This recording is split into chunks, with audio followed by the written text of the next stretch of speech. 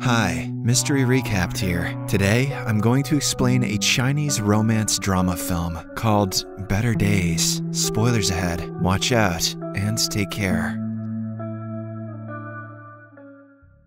The movie opens up in a classroom where a young teacher, Chen Nian, is teaching the importance of English. Everyone seems to be paying attention except for one girl who looks upset. Chen notices her and suddenly recalls something from her past. Following this, the movie goes into a flashback where Chen is still in high school. She is an intelligent student who always tops her class. Since the exams are coming, Chen usually wears earphones to avoid others and concentrate on her studies. But one day, a large commotion disturbs her. Everyone is rushing to the balcony to look at something. Chen also follows them and notices her best friend, Hu Xiaodi, lying on the ground. It appears as if she has committed the unthinkable. Many students gather around her, but instead of helping, they start clicking pictures to share on their social media accounts. Distraught and disgusted, Chen slowly approaches her best friend's body and covers it with her jacket. It is then revealed that the entire school knows the reason why Hu committed the unthinkable, but they are too afraid to speak in public. The next day during class, Chen is called to the principal's office, where some police detectives have arrived. They question her about Hu's death and if they were good friends. Surprisingly, Chen denies knowing her and claims that she simply covered her face as all the other students were clicking her picture.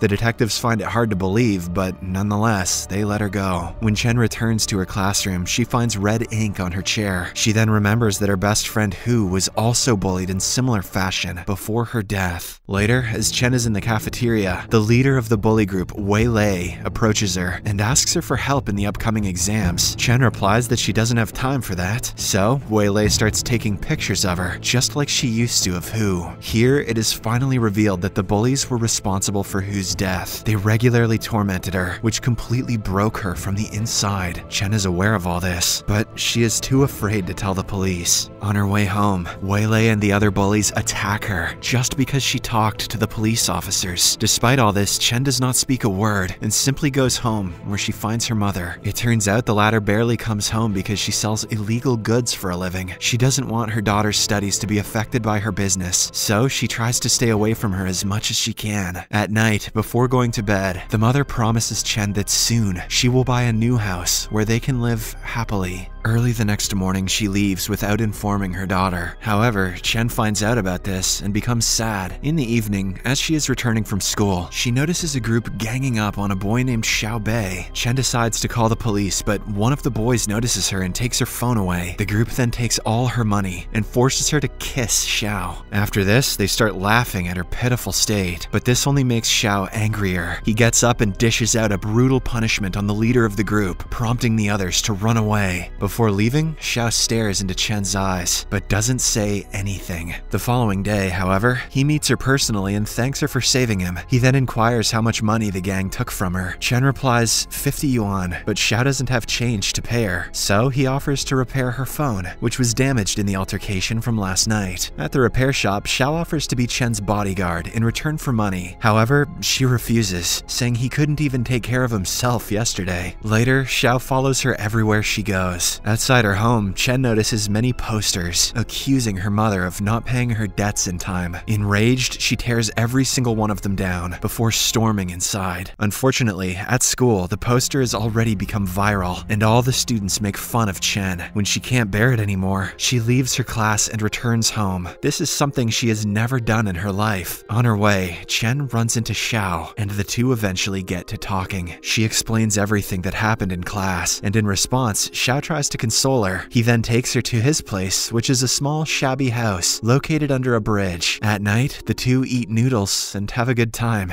All of a sudden, Xiao inquires if she likes him, but Chen rudely tells him that he doesn't have any qualities that are like-worthy. This infuriates Xiao, so he shoves her against the wall and says, "This is how I am." Following this, Chen returns home, crying. The only person who had started to understand her has put hands on her today. The following day, during gym class, Chen is ignored by everyone. No one wants to play volleyball with her. BuIIies and her friends use this opportunity to make fun of her mercilessly. They even strike her with the volleyball multiple times. Later, Chen is pushed down the stairs, but fortunately she doesn't sustain any serious injuries. Fed up with the bullies, Chen decides to tell everything to the police inspector, Zhang Yi. Afterward, BuIIies and her friends are called by the police for interrogation. All of them blame Hu's family's condition and her character for her death, rather than confessing what they did to her. The police let them go, but the school decides to suspend the bullies for an entire year. The next day, Inspector Zhang calls Chen and offers her a ride. He apologizes for not being able to punish the bullies and bring justice to the deceased Hu. That night, as Chen is about to enter her home, the bully group is waiting for her at the entrance. They are angry that she complained to the police and got them expelled from school. For revenge, they have brought a box of mice, which they plan to unleash on Chen. Fortunately, the latter manages to run away and hide inside a garbage bin. After the bullies are gone, she slowly gets out and goes to the only person who can help her, Xiao. She tells him everything and asks if he will protect her, even though she has nothing to offer in return. From the next day onwards, Xiao follows Chen to the school and escorts her back. She even starts living with him in his house. Because Xiao is a gang member, he often comes back home beaten and injured. One day, when he returns severely injured, Chen asks him if he is alright. She even requests him to come and sleep beside her. Xiao reveals that his father left him when he was 13 years old, and his mother abandoned him for another man. He further mentions that Chen is the first person to ask him if his injuries hurt. From that night onwards, the two get along very well. They enjoy each other's company and are playful when together. Chen is able to focus better on her studies. When Xiao's boss calls him for a fight, she stops him, knowing that he will get beaten up again. Surprisingly, Xiao obeys and stays home. Unfortunately, one day, Xiao gets arrested for being a suspect in a robbery case. He, along with his friends, are taken to the police station and are arrested until the culprit is found. Meanwhile, Chen is about to return from school, so she calls Xiao to escort her home. When he does not pick up, she reluctantly decides to walk home alone. Unfortunately, BuIIies and her bully group find her alone and start beating her up. They punch her, cut her hair, and even strip her clothes. They also record the entire thing to blackmail her later. But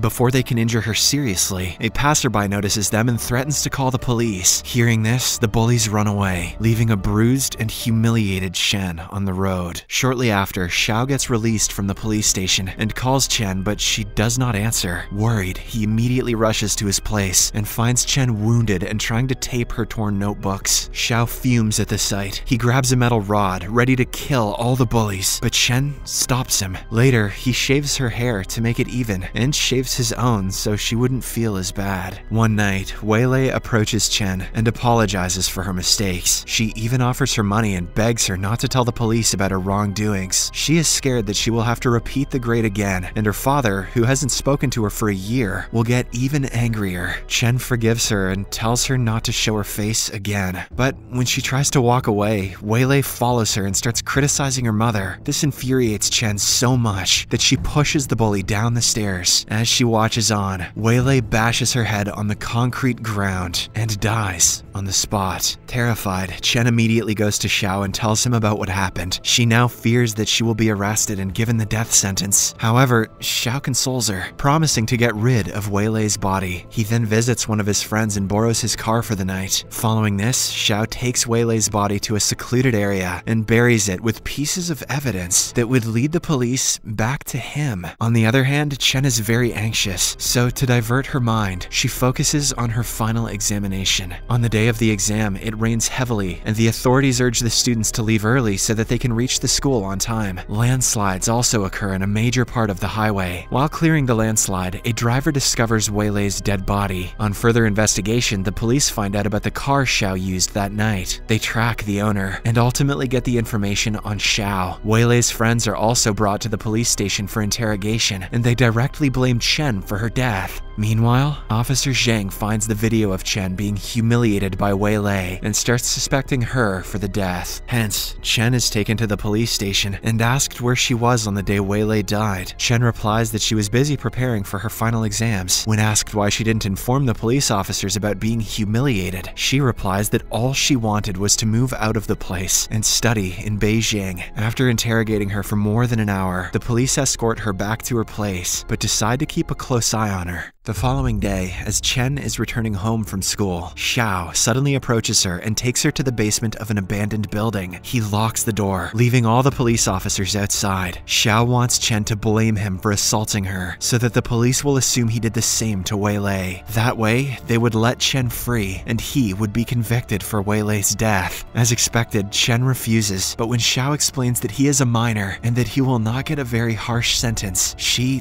agrees. After a while, when the police finally arrive, he acts like he is assaulting her and gets arrested. In the next scene, Officer Zhang looks at numerous CCTV footage and discovers that Xiao had been following Chen for a very long time. On asking why he did so, Xiao replies that he was just stalking her. Chen is also brought in for interrogation and asked about Weilei's death. She denies her involvement and pretends like she doesn't know about Xiao. Xiao also acts as if he doesn't know Chen. He was merely stalking her because he found her pretty. After taking in all the statements, Chen is released due to lack of evidence. As for Xiao, he is imprisoned. Several days pass by, and now Chen has started living with her mother. She tries focusing on her studies, but can't because her mind is full of the memories she spent with Xiao. She misses him very much and often breaks down in desperation. The only good thing is that she gets good marks in her exams, making her mother proud. One evening, Officer Zhang visits Chen and congratulates her on topping the class. However, he also reveals that Xiao has been given a